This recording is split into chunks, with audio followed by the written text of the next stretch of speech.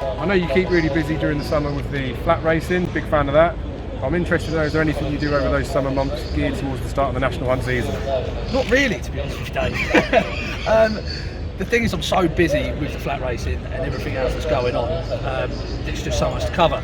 But I do have people, I'm fortunate enough for people to send me the point-to-point stuff, all the stuff from the sales. But what I will do is, building up to this weekend, Chepstow now, is, a week or 2 weeks before, I tend to get up at around 4:30 in the morning. Yeah, it's not nice. But I get up, I can get some study in there for the national hunt season, and then go to work. I'm still working full time at the moment, and then I can come home and study the flat. So it's really a matter of, I don't really get too involved until the November meeting when it really ramps up. So, I tend to have plenty of time as the season starts. So. Yeah, that's fair. And to be honest with you, at the start of the season, we know, probably the same with the flat as well, that it takes a few weeks and it really gets rolling. Yeah. You've got some time at the beginning to keep an eye on the results, I guess, watch the replays and review the races. Is that something you do? Yeah, absolutely. Especially because a lot of my season will revolve around the novice hurdlers, which we've not seen. We've just got a bit of bumper things go on. So I do like to see them jump a hurdle in public before I really want to get stuck in. Yeah. So, there's a slight overlap, but not too much. Yeah, that's good. So obviously I focus solely on the national hunt stuff, so I get a lovely break in between, so I don't envy you following both codes. So thinking about national hunt season, is there a particular horse away from punting that you're just really excited to see this season? Yeah, there is, and I did see you mentioning previously, Malone Road. I cannot wait to see this beast back in action.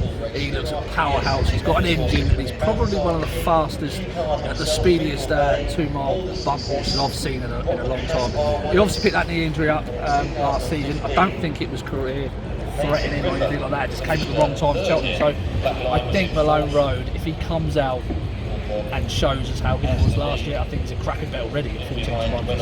Yeah, so I tend to agree with that, and obviously the extra point that you expect there'll be stamina laid and they'll step up and trip, but he was just so quick in bumpers, wasn't he? It's just, he looks really, really fast. Exactly, he was so fast. We know you need stamina to stay a supreme trip as well, so that he's got everything required. So I'm hoping Gordon will send Envoy Allen to the Ballymore and we'll have a nice touch of Malone Road. It does look that way, doesn't it? But yeah, he's one I'm excited about as well, so that's good to hear. I get your validation from it as well. Yeah.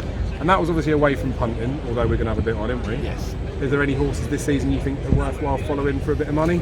For a bit of money, there is a horse for Willie Mullins who made his debut at Cheltenham in Fred Winter last year.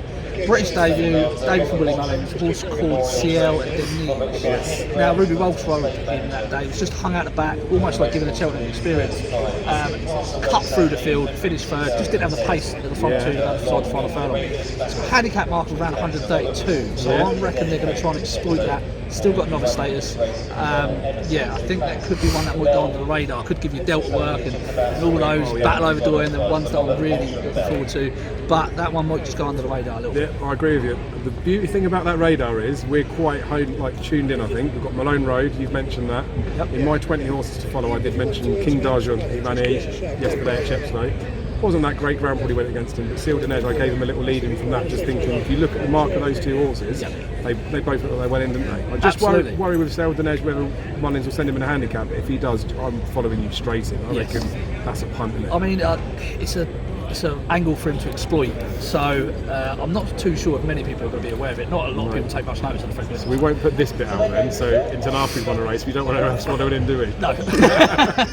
Alright, so that's the horses to follow from punting and a non-punting aspect. I guess maybe it's worth asking you, which horse this season, after Sam Crow last year was the second coming, didn't happen, which horse this season do you think might have their bubble burst? See, this is a difficult one. So I am the biggest Altior fan that there is, but I'm not totally convinced about the step up to 3 miles. Okay. I am worried. I just wish they retired him last year as a champion. I hope it's not him, but my head says it may be Altior. Yeah, there is the risk, isn't there? And the King George is the tricky part of it because he's a champion chaser, so we know he's good over 2 miles. If he wins a King George, you then go in the quandary, does he have to go for a gold cup or can he step back? It's almost kind of, if he wins 3 champion chases, he's an absolute legend. If he gets beat at King George, but at least they tried. If he goes and wins a King George by not much and then goes and gets beat at the champion chase, should they have stepped him up? If he goes and runs to there, they stick with a gold cup, gets beat, what do you do? I don't think the King George would be an issue for it, to be honest. It's a sharp 3 miles around Kingston, easy 3 miles. I think we might see, if there's going to be any cracks in him over the 3 miles, it's going to be at Ascot when he goes up against Surname. I think that is going to be a massive test. Yeah. It goes well fresh, so there shouldn't be no excuses about the end of the run. That's it. I think we're going to find out pretty early what the deal is going to be about. That's good, yeah. I think you are right that potentially it could be full-blown bubble burst. If he gets beaten in the King George, that's not the end of the visit, but it's what probably happens at Cheltenham. If he does go and lose a champion chase and it's blamed on this, then it'd be sad sight to see, wouldn't it? Yes, it would. So there's lots of racing left in the 2019 calendar. Yep. Is there any particular individual races or fixtures you're looking forward to? It's the November meeting for me. That's when it really gears up. That's when you start getting a picture of where horses will be going, the targets, things like that. See some on the track, see them handle the track. When it really gets going for me, the November meeting. This meeting here at Cheltenham Day is great, but this is more of a bit of a fact-finding mission, a little bit of a recon mission. Not really many bets today, but yeah, November meeting for me. And will you be getting yourself to Cheltenham for the 3 days or any of the days? Yes, I'll be there all season. Oh, beauty. Well, we'll catch you on call for that then. But I agree, November meeting is obviously an absolute stonker. I reckon it's probably worth asking you, because I know that we like certain horses, we like certain trainers, we like certain jockeys. We might not publicly say it, but I'm going to say to you, you're only allowed to back horses from 1 yard from now on. Which yard are you going to side with? Until I change the rules, you can back up. Without a doubt, Gordon Elliott.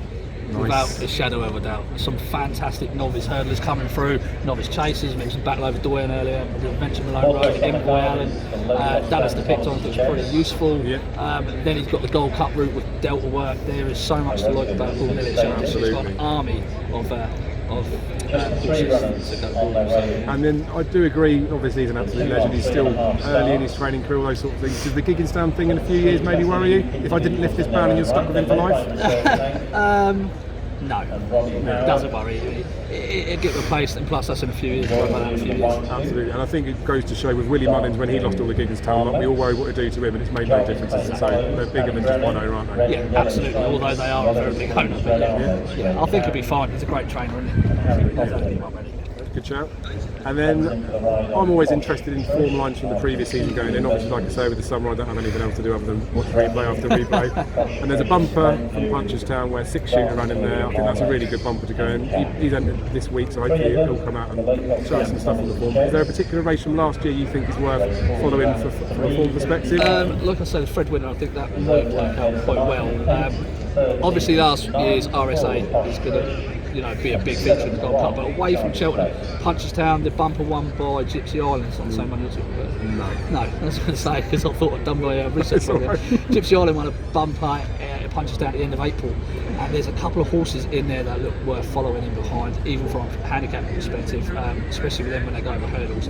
One of them's called Daylight Katie, runs today actually at Ferry House, so no matter, it's not worth an ounce price, it's 1 to 4 on, but I think it could be worth following that line of form. I think that's got a decent race, and Gypsy Island, as we know, is going to be hopefully become a superstar. Beautiful. And then finally, these ones I can't remember off the top of my head, but we're going to go Quickfire. We mentioned Sam Crow a little bit earlier. Okay. I'm going to go Quickfire. I literally want knee-jerk yes, no deliberation. Right. Have these horses got any chance of recapturing their home? There's a couple in there that I would expect you to say certain things, but you're a hard man to please, so you might have given up on them. So, first off, Sam Crow, would he ever come back? No. Might Bite? No. Bouvet Dare? No. Footpad? No. Presenting Percy? No. Lorena? No. Somerville Boy? No. Penhill? Maybe. Okay, so bar Penhill, you've heard it here first, they never come back. Well, they don't, do they? It's very hard to stay at the top in this game for a very long time. I like to be able to. I can give a horse an excuse for 1 run, perhaps 2 runs if things are not going around. But no. Penhill's a little bit different for me. We never really see him, do we? So, but Lorena, unless something drastically changed for Lorena going up in trip, perhaps. Obviously, I was a season-long supporter of hers last year. Unless something drastic happens with her going up in trip, can't see it. Bouvet, another year older this year. It's going to be tough for him to. He's going to have like some classical dream coming at him. 10 hills, new blood. It's very difficult to stay at the top of this game, Dave. Absolutely. Well, thanks very much for your time, Daryl. We'll see you soon. Yeah, take care.